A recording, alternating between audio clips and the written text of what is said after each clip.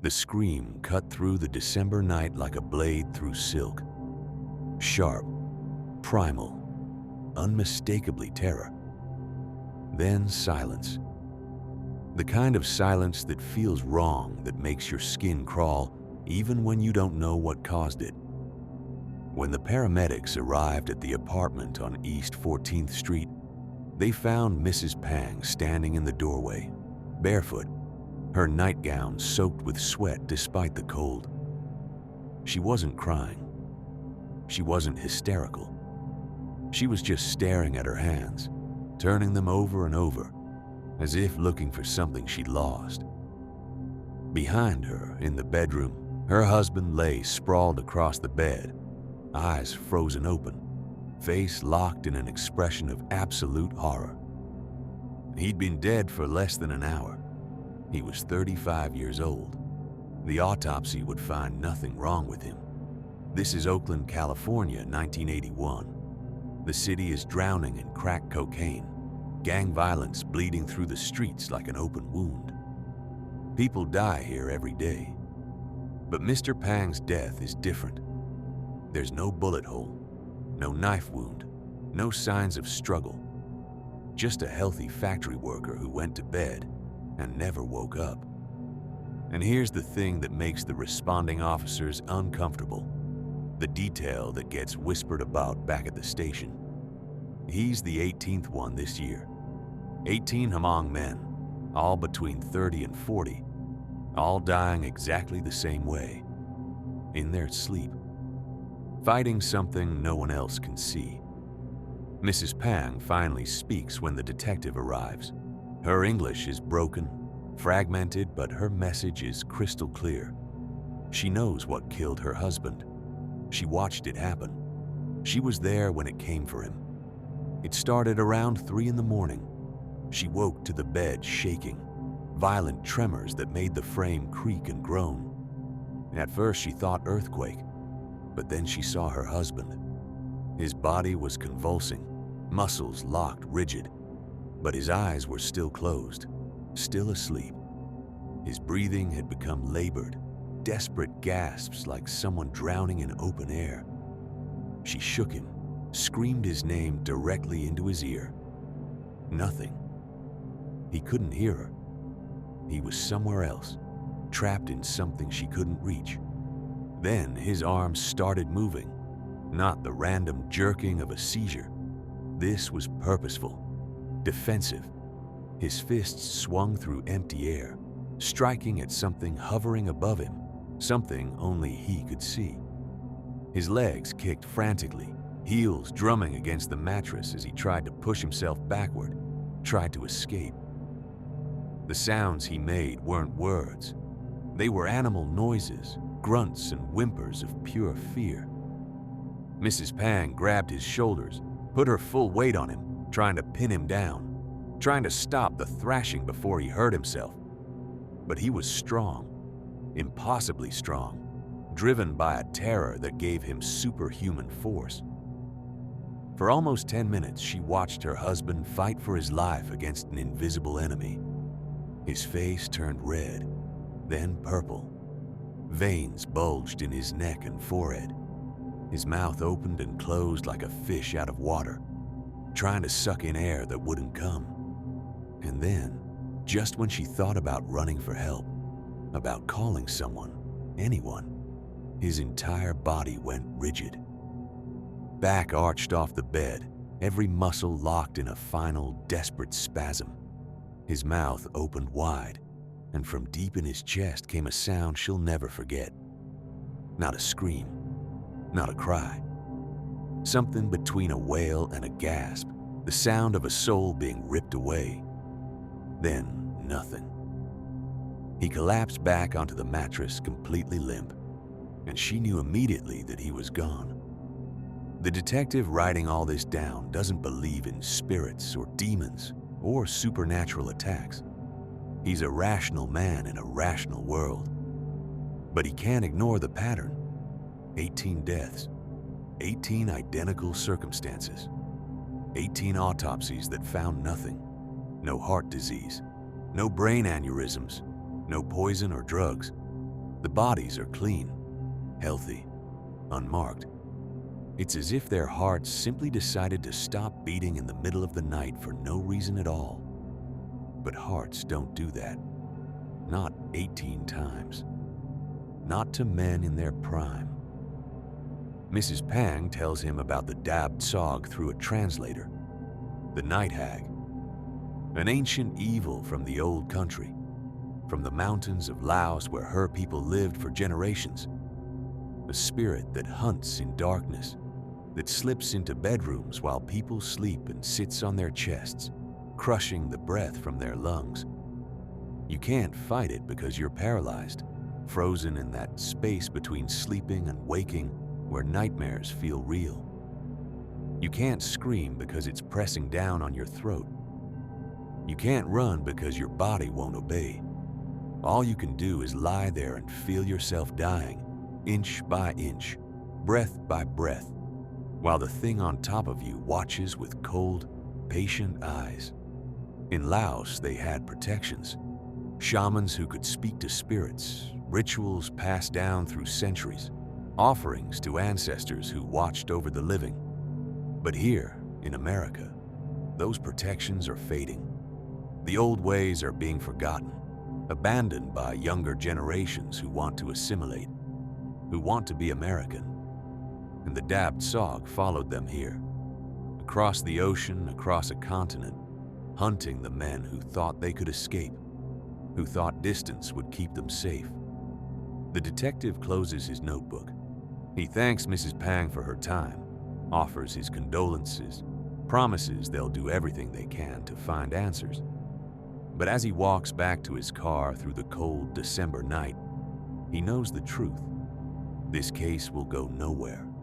It'll be filed as unexplained death, added to a stack of identical files gathering dust in some basement archive.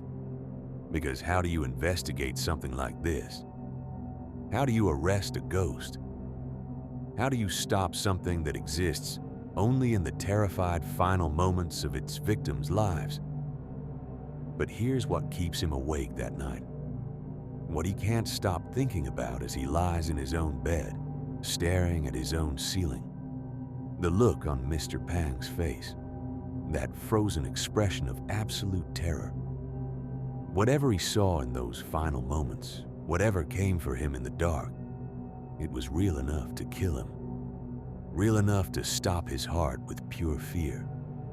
And if Mrs. Pang is right, if this thing really is hunting the Hmong community, then somewhere in Oakland right now, someone else is going to bed, not knowing they'll never wake up. Somewhere, in some darkened bedroom, the Dab Tsog is already choosing its next victim. 18 deaths so far. But the year isn't over yet. And this is just the beginning of something that will terrify an entire community, baffle the medical establishment, and eventually inspire one of the most famous horror movies ever made. Because sometimes the scariest monsters aren't the ones we imagine. Sometimes they're the ones we bring with us, carried in our memories and our fears, waiting for the moment when we're most vulnerable to strike. Welcome to the curse of the Night Hag. This is where the nightmare begins. To understand why the Dab Tsog followed these people to America, you need to understand what they were running from. Not just a war, something worse. A betrayal so complete, so devastating, that it shattered an entire culture and left the survivors carrying guilt heavy enough to kill them in their sleep. The Hmong weren't supposed to be part of anyone's war. They were mountain people, subsistence farmers living in villages so remote they didn't appear on most maps. They grew rice on hillside terraces, raised livestock, practiced traditions unchanged for centuries. The modern world meant nothing to them. Politics meant nothing to them. They just wanted to be left alone in their mountains. But in 1959, the world came for them anyway, and it came with a choice that would destroy everything they knew. Laos was burning. Communist forces backed by North Vietnam were fighting the royal government backed by America. The Hmong lived right in the middle of it, and both sides wanted their allegiance. The communists arrived in villages demanding fighters, demanding loyalty. Then the Americans came making different promises. Fight for us, they said. Help us stop the spread of communism. And when this is over, we'll protect you. We'll give you a future. The CIA recruited Hmong soldiers by the thousands, turned farmers into guerrilla fighters, armed them, trained them, made them believers in American power and American promises. And the Hmong fought. God, did they fight?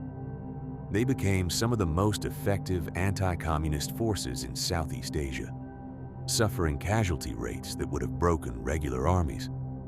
Tens of thousands died believing they were fighting for something bigger than themselves, believing the most powerful nation on earth would never abandon them. Then came 1975.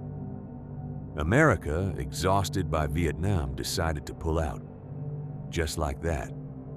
Politicians in Washington declared the war unwinnable and withdrew every soldier, every advisor, every promise. The Hmong woke up one morning to find their American allies gone. Their air support vanished, their supplies cut off. They were alone, surrounded by enemies who now controlled the entire country. Enemies who knew exactly who had been helping the Americans.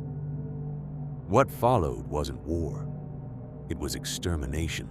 Communist forces swept through Hmong villages, executing everyone suspected of collaboration. Not just soldiers, women, children, babies. Entire families lined up and shot. Bodies left in the streets as warnings. The government called it pacification. The Hmong knew what it really was: genocide, systematic murder of everyone who had trusted America. Somsak was 17 when the soldiers came to his village. He watched from the jungle where his father had hidden him as communist troops gathered every male over the age of 12 in the village square.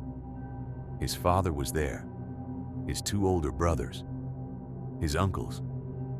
They were made to kneel while an officer read their crimes: collaboration with American imperialists, betrayal of the revolution. Then the shooting started, systematic, methodical, one bullet each. Somsak's father was third in line. The sound of that gunshot would echo in Somsak's mind for the rest of his life. 23 men died in less than 5 minutes. The soldiers left the bodies where they fell and moved on to the next village. Somsak ran. What else could he do? He joined the flood of refugees heading for Thailand through jungle so dense you couldn't see 10 feet ahead, through mountains where one wrong step meant a 100-foot fall. Communist patrols hunted them like animals. Thousands died on those trails.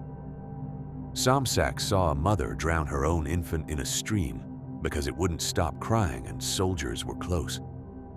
He saw families choose which children to carry and which to leave behind when they couldn't move fast enough. He saw things that should have killed his humanity, but somehow he kept moving, kept surviving, while so many others didn't. The ones who made it to Thailand ended up in refugee camps, massive, sprawling camps where 50,000 people lived in bamboo shelters, surviving on UN rations, waiting. Some stayed for years. An entire generation grew up behind wire fences, stateless, unwanted. The guilt was crushing. Why did I survive when my father didn't? Why am I here when my brothers are dead? What right do I have to be alive? These questions ate at them like cancer, corroding them from the inside. America eventually opened its doors, partly from guilt, partly from political pressure. 50,000 Hmong were accepted as refugees, scattered across American cities, given apartments in rough neighborhoods and minimum wage factory jobs. Become American, they were told. Assimilate. Forget the past. Build new lives. As if 2 decades of war and genocide could be erased with a fresh start and a social security card. But trauma doesn't work that way. Samsak came to Oakland in 1978, got a job in a textile factory, learned enough English to get by. On the surface, he was adapting, but every night when he closed his eyes, he was back in that village square, watching his father die. Every loud noise made him flinch, expecting gunfire. The guilt followed him like a shadow he couldn't shake. He'd survived while better men died. What made him special? What gave him the right? And here's the thing that made it worse. The protections were gone. In Laos, they'd had shamans who could perform rituals, make offerings to ancestors, keep evil spirits at bay. But most of the shamans were dead, killed in the purges or left behind in refugee camps. The young people in America didn't believe in the old ways anymore. They wanted to be American, modern, rational.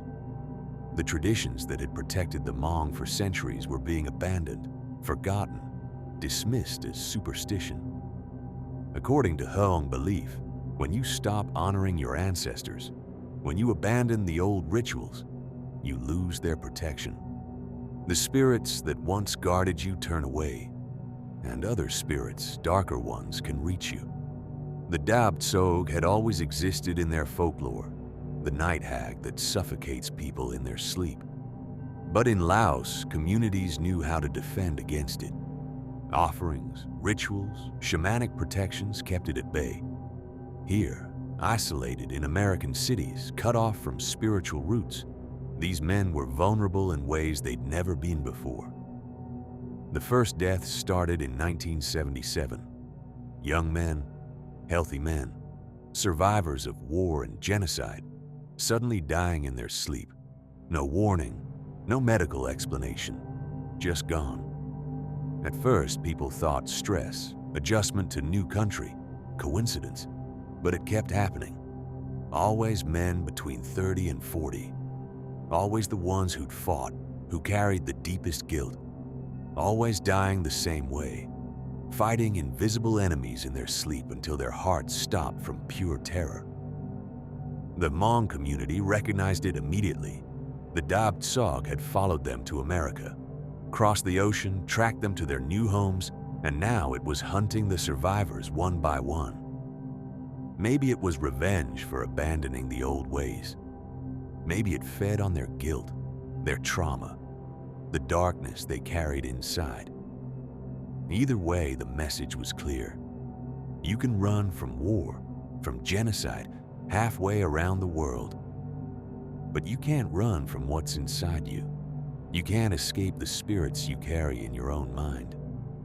Samsak heard the stories, heard about men his age dying in their sleep, fighting something no one else could see. He started staying awake at night, drinking coffee until his hands shook, terrified of what might come for him if he closed his eyes. Because he knew he deserved it. He'd survived when his father and brothers hadn't.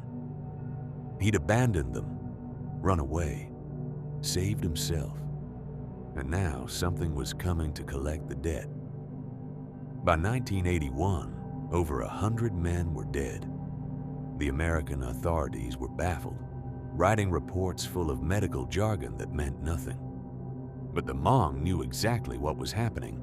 The Night Hag was hunting them, and there was nowhere left to run. Wang Xiong thought he was safe. 3 years in Chicago, double shifts at a meatpacking plant, a small apartment where gunshots were common but rent was cheap. Every night before bed, he told himself the same lie. The old country can't touch you here. The spirits can't cross the ocean. You're in America now. The night it came for him, he fell asleep around midnight, exhausted from a 12-hour shift. He didn't dream at first, just darkness, heavy and complete, like drowning in black waters. Then he felt the presence. Not heard it, not saw it. Felt it. The weight of attention, malevolent and focused, settling on him like a physical thing. His eyes snapped open, but his body wouldn't move. Paralyzed, completely frozen. He could see his bedroom, the dim orange glow of streetlight through curtains, the familiar shapes of furniture, everything normal, everything wrong. She was standing at the foot of his bed, a woman impossibly tall, her head nearly touching the ceiling, pale skin glowing faintly in the darkness like something dead, giving off luminescence. Her face was sharp, angular, beautiful in a way that made his stomach turn. But her eyes, black, completely black, not dark brown or shadowed, black like holes, like empty spaces where eyes should be, absorbing light instead of reflecting it. Wang Xiong tried to scream. His mouth wouldn't open. Tried to move. His body wouldn't obey. He was trapped inside himself, conscious but helpless, watching as this thing began to move. She didn't walk. She flowed, her movement too smooth, too fluid, like watching someone move underwater. She came around the side of the bed, never blinking, those void eyes locked onto his with an intensity that felt like physical pressure. When she reached him, she stopped, just stood there, staring down, her head tilted slightly like a bird examining prey. Wang Xiong's heart hammered so hard, he thought it would break through his ribs. He tried to move his fingers, his toes, anything. Nothing worked. A prisoner in his own body, and this impossibility was real and standing next to his bed.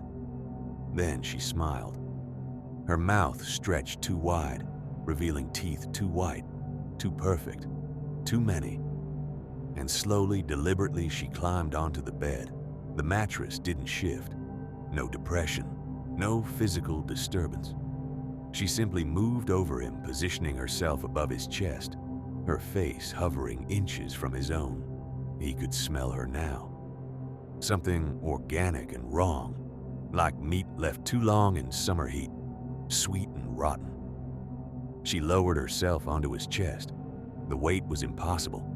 Not the weight of a human body, the weight of water, of earth, of something massive condensed into this pale form. His ribs creaked, his lungs compressed, unable to expand, unable to pull in air.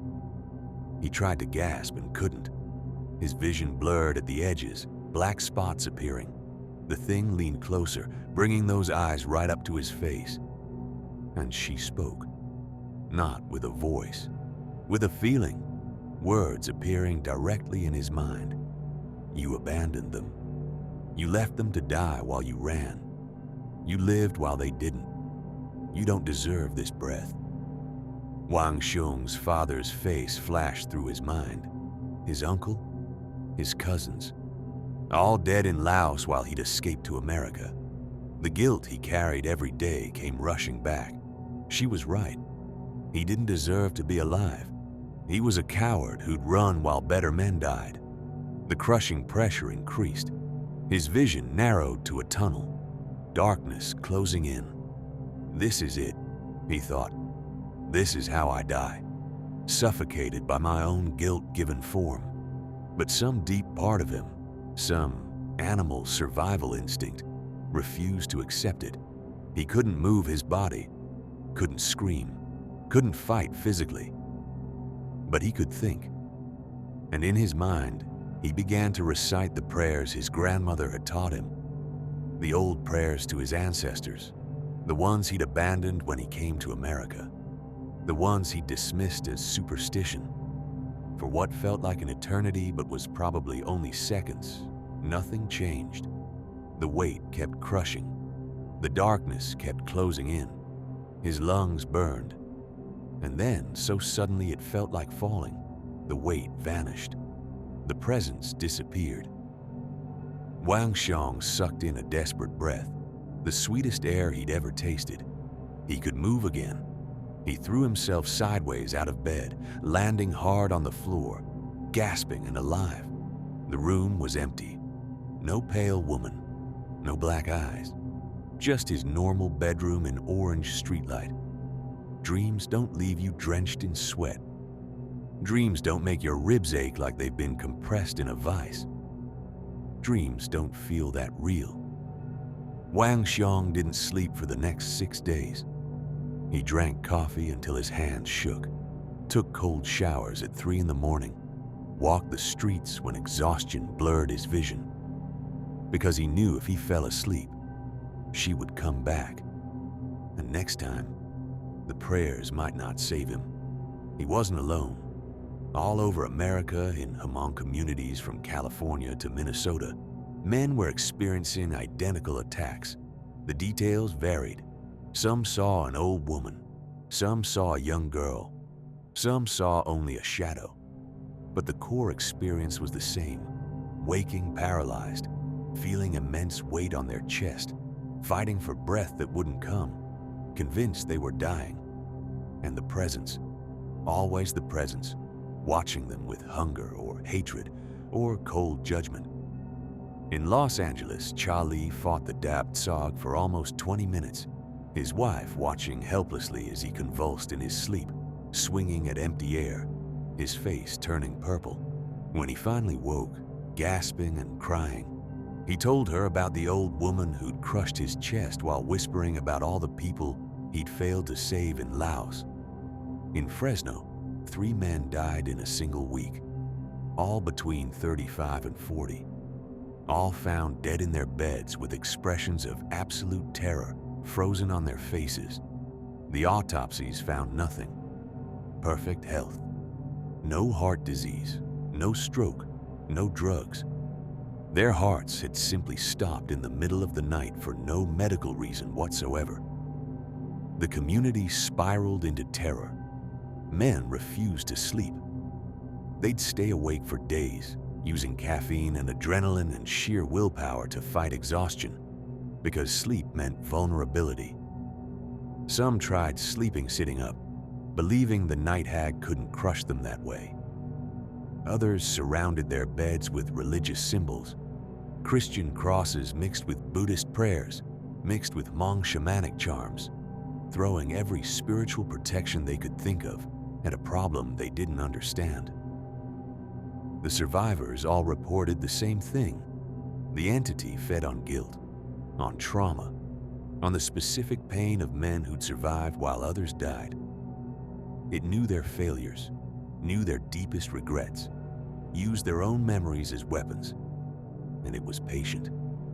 If it didn't kill you the first night, it would return, again and again, until eventually your heart gave out, or you lost the will to keep fighting.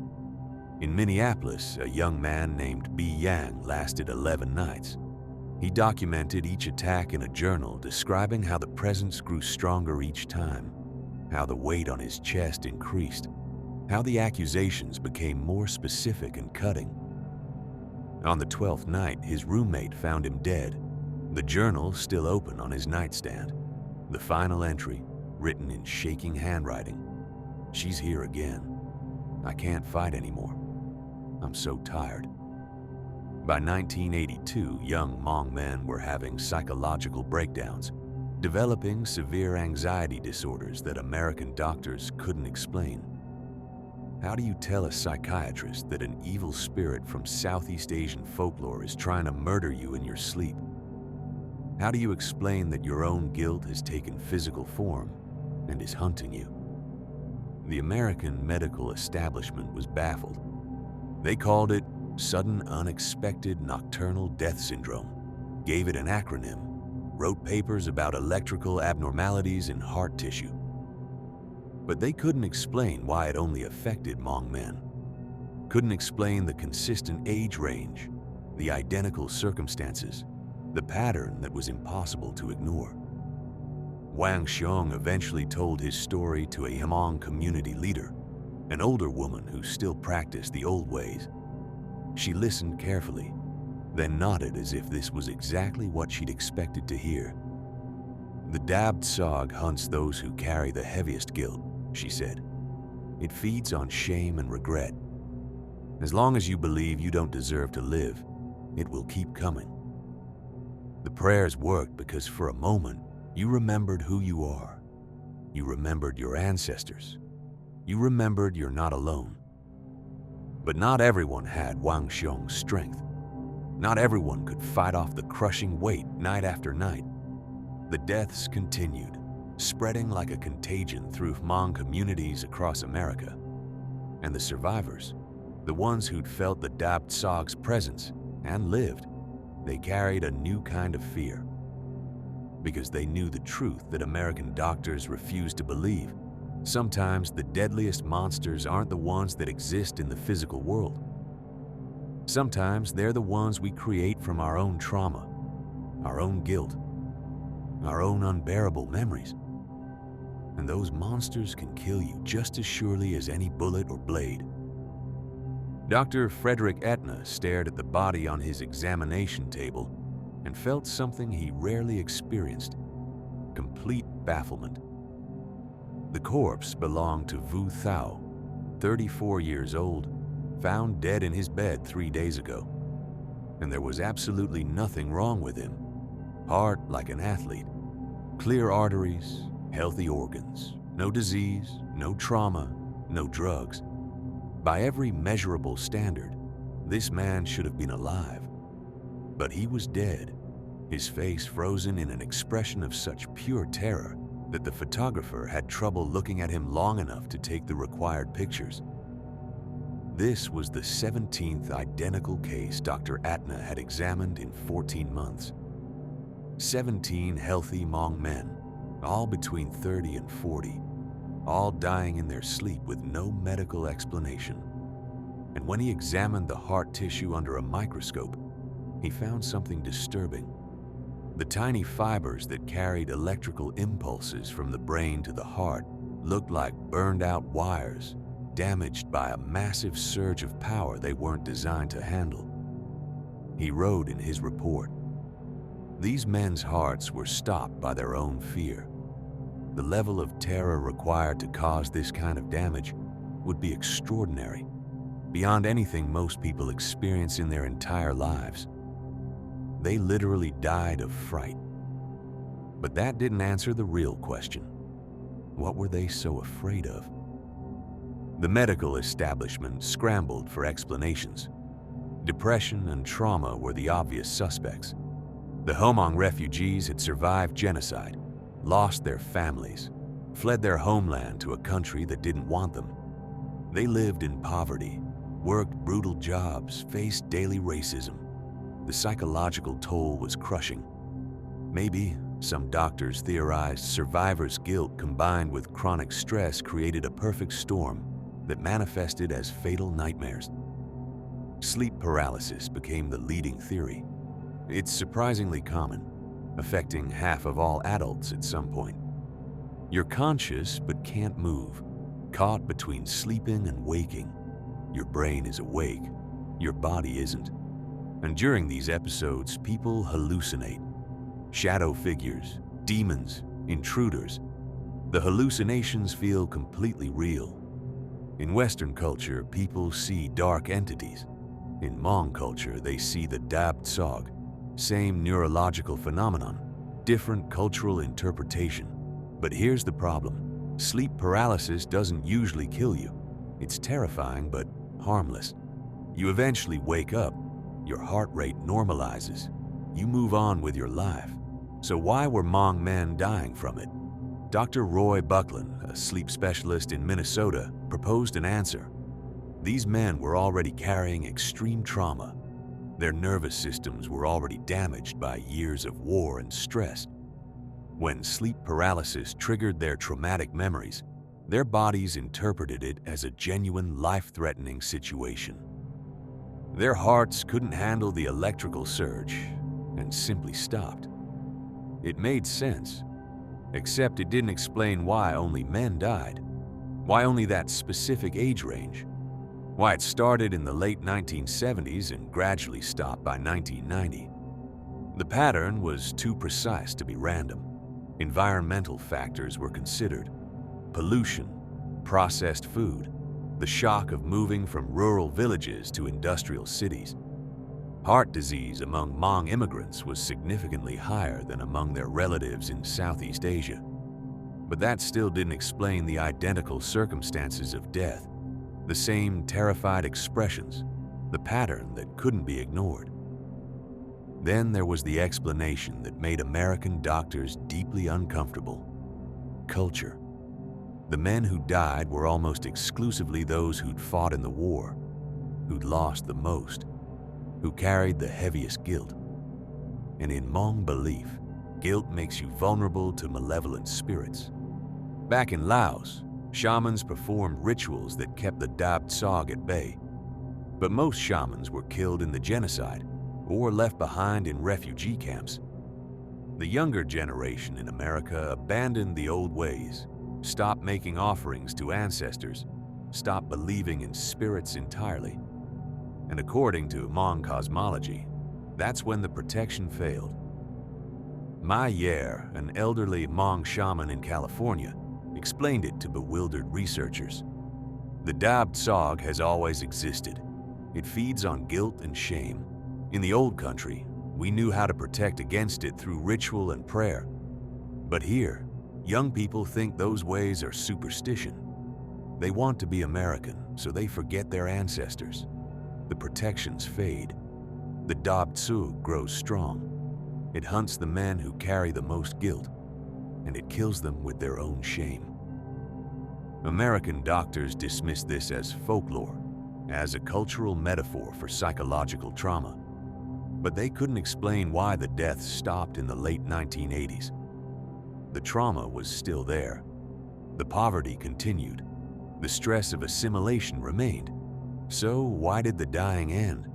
The Hmong community had a simple answer. The believers were gone. The older generation who'd fought in the war, who still believed in the old spirits, were dying of natural causes or aging past the vulnerable years. The younger generation born in America didn't believe in the Dab Tsog. They were Christian, Buddhist, secular. And without belief, without that deep cultural certainty that the Night Hag was real and hunting them, it lost its power. My Yer put it bluntly. The Dab Tsog needs belief to kill. If you don't believe it exists, it can't touch you. The young people don't carry the old fears, so there's no one left for it to feed on.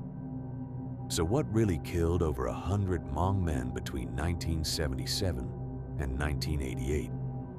A supernatural entity that followed them from Laos? Or extreme trauma manifesting as fatal sleep paralysis in men whose nervous systems had been shattered by war and genocide? Maybe both. Maybe neither. Maybe something in between that Western medicine doesn't have the framework to understand. Because here's what's truly disturbing. It doesn't matter whether the Dab Tsog was real in the way we typically define real. These men experienced something so terrifying, it stopped their hearts. Their fear was real. Their trauma was real. Their deaths were real.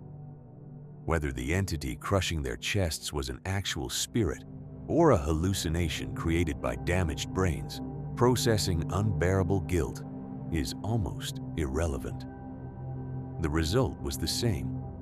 Dr. Shelley Adler, who studied the phenomenon for years, concluded, Western medicine sees neurons and hormones, physical causes and effects. Hmong cosmology sees spirits and ancestors, balance and disruption. Both explanations are true within their own frameworks. These men died because their nervous systems failed under extreme stress. These men died because the Dab Tsog hunted them. Both statements describe the same reality from different perspectives.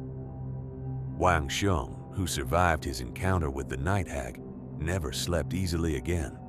He kept lights on, muttered prayers before bed, maintained small protective rituals, even while claiming not to believe in spirits.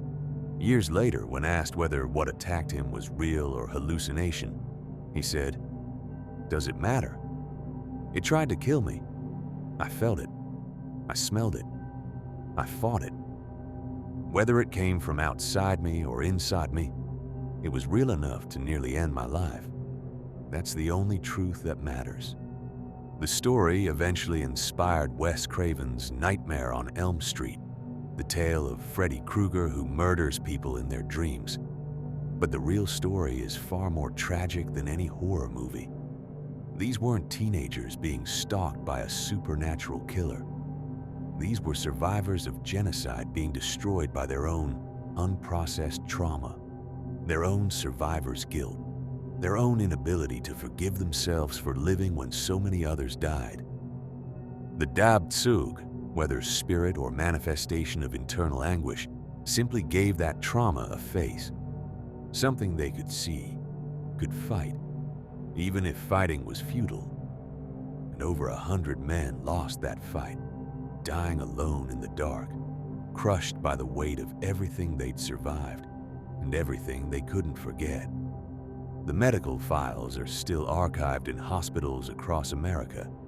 Sudden, unexpected nocturnal death syndrome, an acronym for something no one fully understands. The Hmong community has mostly moved on, the younger generation assimilated, the old stories fading into memory. But sometimes in Hmong neighborhoods in California or Minnesota, you'll see an older person place a small offering on their doorstep before bed. A cup of rice, a stick of incense, a whispered prayer to ancestors, just in case, just to be safe. Because some of them remember. Some of them know that there are things in this world that exist in the space between what we can measure and what we can feel. Things that feed on guilt and shame and trauma. Things that can kill you with your own fear. And whether you call it the Dab Tsog or sleep paralysis or sudden cardiac death or a nightmare made flesh, the lesson is the same. The monsters we carry inside us can be just as deadly as anything that lurks in the dark. Sometimes more so, because you can run from external threats. You can hide from physical danger, but you can't run from yourself. You can't escape what lives inside your own mind. The Hmong who died in their sleep learned that the hard way. They crossed an ocean trying to escape their past, only to discover that the deadliest enemy had come with them, not in their luggage, in their hearts, in their memories, in the guilt they could never put down. And in the end, that's what killed them. Not a spirit, not a medical condition, but the unbearable weight of surviving when so many others didn't. The Dab Tsog was just the shape their guilt took when it came for them in the dark. Sweet dreams.